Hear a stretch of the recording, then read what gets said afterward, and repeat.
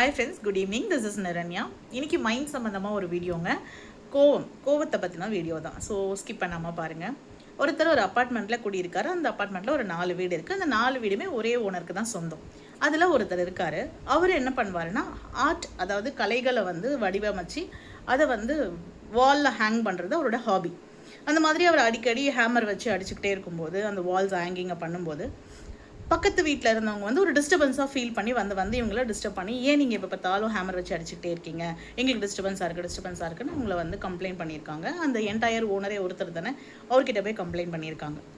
இவர் என்ன பண்ணார் தெரியுமா?